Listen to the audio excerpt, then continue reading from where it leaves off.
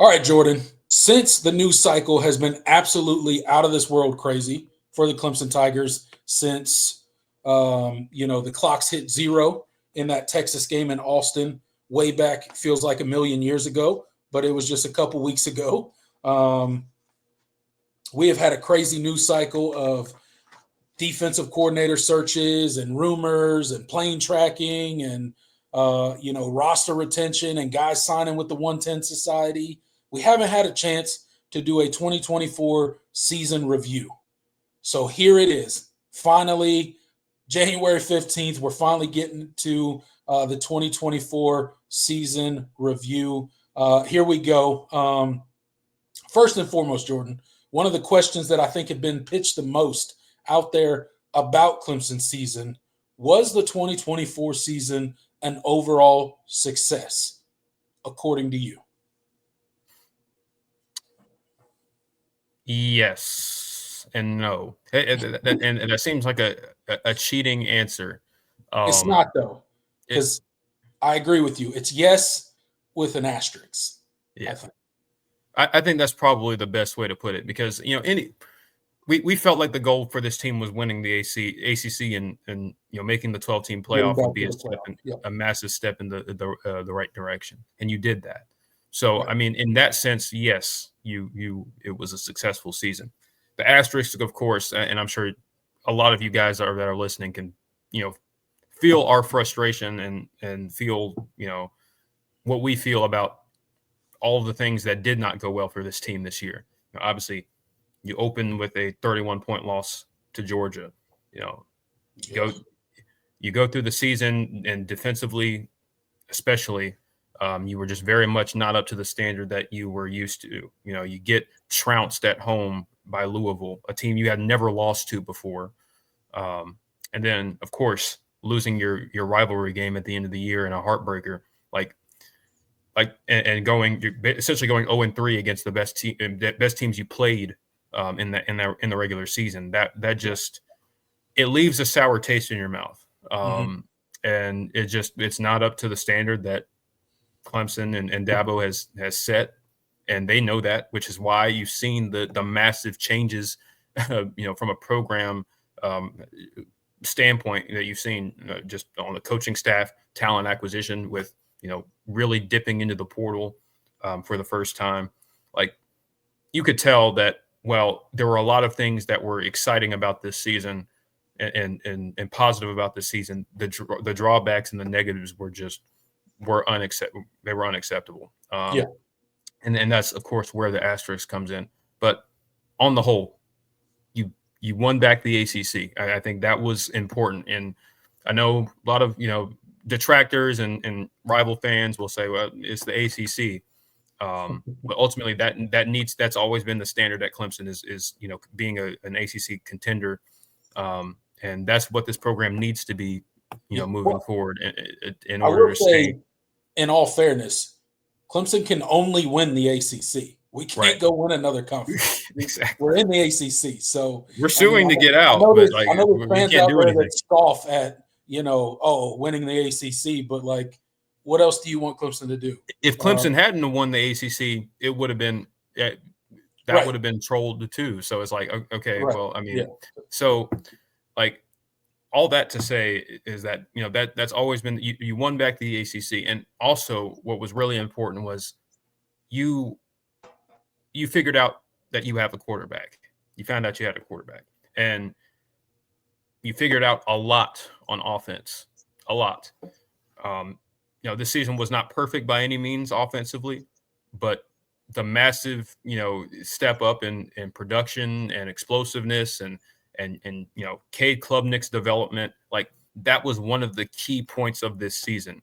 And the fact that he took the jump that he did was really incredible.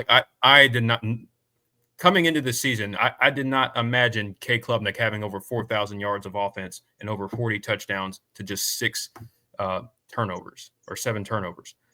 That was not in the cards. That's statistically one of the best seasons from a quarterback in Clemson history. That was not on my bingo card coming into the year. We felt like, okay, Cade needs to be able to make the layups and we'll see what happens beyond that. The introduction of two true freshmen, talented receivers, the return of a lot of your offensive line, and getting healthy.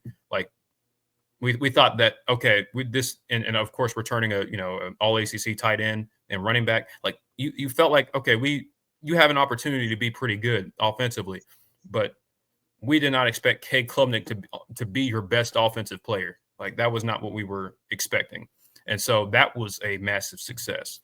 And so, like, for a lot of reasons, this season overall was a success, but the negatives keep you from saying yes with definitiveness and not, okay, there's an asterisk here, because this team ultimately was not able to rise to the occasion when it mattered, except for one game, really. Yeah.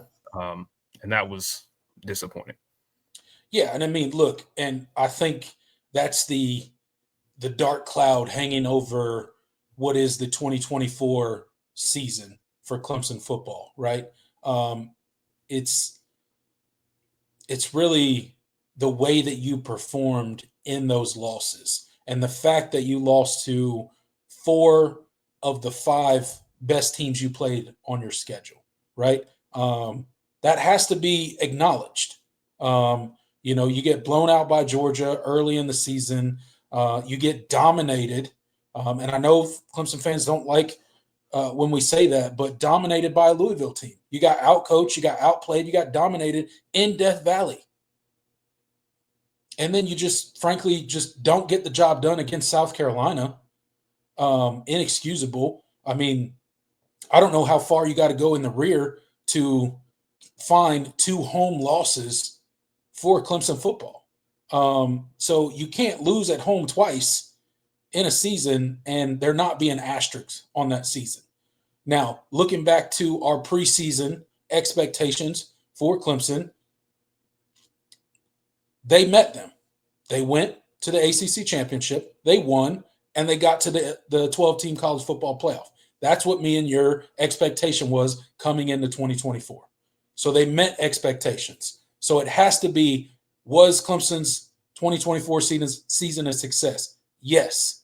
But the asterisk is all the stuff that you talked about, Jordan. The unacceptable run defense that got trotted out on the field time and time again. The not doing enough to win the big games against the best teams you played. And outside of the ACC championship game and SMU.